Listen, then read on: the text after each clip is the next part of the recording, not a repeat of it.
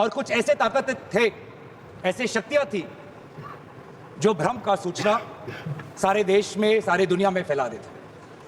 और इसीलिए इस चर्चा का विशेष मांग यह है कि आज सच्चाई सदन में आनी चाहिए। सच्चाई पहलगाम की आनी चाहिए, सच्चाई ऑपरेशन सिंदूर की आनी चाहिए, सच्चाई विदेश नीति की आनी चाहिए। और यही आज हमने सूचना का जो युद्ध की बात हम कर रहे हैं, वो आज हमने आदरणीय राजनाथ सिंह के भाषण में सुना। बहुत से सूचनाएं दी उन्होंने, बहुत से जानकारी दी, लेकिन रक्षा मंत्री होने के नाते ये नहीं कहा कि पहलगाम में दहशतगर्द कैसे आए, ये नहीं कहा।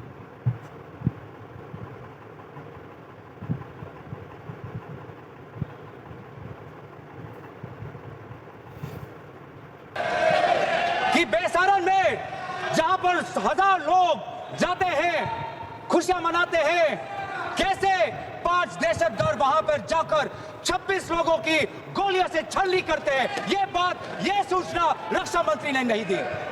यही है सूचना का युद्ध कि इतनी जानकारी देते हैं कि कभी कभी सवाल पूछना भी भूल जाते हैं। और आज ये है हमारे विपक्ष का कर्तव्य कि हम सवाल पूछेंगे देश हित में, राष्ट्र हित में। आज देश ये जानना चाहता है कि वो 5 दहशतगर्द कैसे घुसे, और उन दहशतगर्दों का भी मकसद था। पाकिस्तान से आए हुए वो दहशतगर्दों का क्या मकसद था? उनका मकसद था कि जम्मू कश्मीर की अर्थव्यवस्था को तनाव करना, विनाश करना। उनका मकसद था कि भारत देश में एक सांप्रदायिक वातावरण का जन्म देना। उनका मकसद यह था कि भारत और पाकिस्तान का एक हाइफिनेशन हो, यह था उनका मकसद। लेकिन सर, मुझे दुख है कि आज राजनाथ सिंह जी ने सैनिकों की बात तो की, लेकिन जो हमारे भारत की जो आवाम है, जो जनता है, जो उन्होंने पाकिस्तान के दहशतगर्दों का पूरी जो मंशा है, उस पर उन्होंने पूरा नकारा। और हम एकजुट रहे, हम मुझे भारतीय होने का गर्व है। हमने देखा बेसारन में कि किस प्रकार से जम्मू और कश्मीर के लोगों ने पूरे देश भर से आए हुए जितने भी पर्यटक थे, उनकी मदद की। हमने ये देखा कि किस प्रकार से देश भर के जो पर्यटक जो जम्मू कश्मीर में थे, उन्होंने अपने जम्मू कश्मीर के भाइयों को धन्यवाद दिया। हमने ये भी देखा कि कैसी एक विधवा हिमांशी नरवाल ने कहा कि मैं नहीं चाहती कि मेरे जो पति, जिसको लेके आज राजनीति हो रही है, उसके शव पर देश में हिंदू मुसलमान की राजनीति हो, मैं नहीं चाहती। यह है हमारे देश की संस्कृति, और यह था मंशा पाकिस्तान का।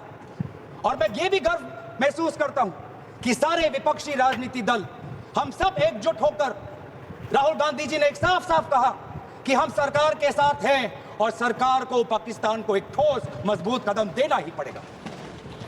लेकिन देश ये भी जानना चाहता है, वे 26 लोग जो जिनके परिवारों में आज कोई गुजर गया, वे ये भी जानना चाहता है कि 100 दिन गुजर गए और वे 5 दहशतगर्दियों को यह सरकार पकड़ नहीं पाई। देश के वो लोग ये भी जानना चाहते हैं कि ये जो 5 दहशतगर्दे थे, दहशतगर्दी जो आए टेररिस्ट, निश्चय इनको किसी ने पनाह दी, निश्चय इनको किसी ने जानकारी दी, निश्चय ये पूरा जो 1 घंटा का जो उन्होंने गोला बारूदी की, उसके बाद ये फरार हो गए। उनको फरार होने में भी किसी ने उनकी मदद की, और आज भी ये 100 दिन हो गए और सरकार के पास कोई जवाब नहीं। आज आपके पास ड्रोन है, आपके पास पेगासस है, आपके पास सैटेलाइट है, वहां पे सीआरपीएफ है, वहां पे बीएसएफ है, वहां पे सीआईएसएफ है, वहां पे आदरणीय गृह मंत्री कुछ दिन पहले ही गए थे पूरा रिव्यू लेने के लिए, और आप किसी को पकड़ नहीं पाए। ये कैसी है, ये कैसा बंदोबस्त? आपने कहा कि आर्टिकल 370 के चले जाने के बाद जम्मू कश्मीर सेफ है, जम्मू कश्मीर में आइए।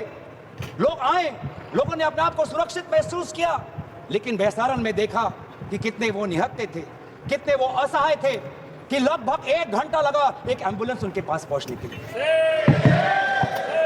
पुलिस में अगर आर्मी भी आई तो चल के आई। और सर, मैं वो नजारा भूल नहीं सकता। एक माँ और एक बेटी चल के नीचे आ रही थी। एक भारत के सिपाही को देखा और सिपाही को देखकर वो रो पड़े, खुशी से नहीं, डर से, क्योंकि उनको लगा कि वे दहशतगर्द जिन्होंने सिपाहियों का यूनिफॉर्म पहनकर वहां पर लोगों को मारा, आज वही दहशतगर्द आज पहाड़ के नीचे उनका इंतजार कर। उस भारत के सिपाही को कहना पड़ा कि मैं भारतीय हूं, तुम डरो मत, मैं भारतीय हूं, तुम सेफ हो, सुरक्षित हो। ऐसा दहशत उन्होंने महसूस किया। इस दहशत के ऊपर, इस डर के ऊपर आदरणीय राजनाथ सिंह एक शब्द तो कहते, आप एक शब्द तो कहते। ये आपकी भी जिम्मेवारी है राजनाथ जी, ये आपकी भी जिम्मेवारी है, रक्षा मंत्रालय का भी जिम्मेवारी है।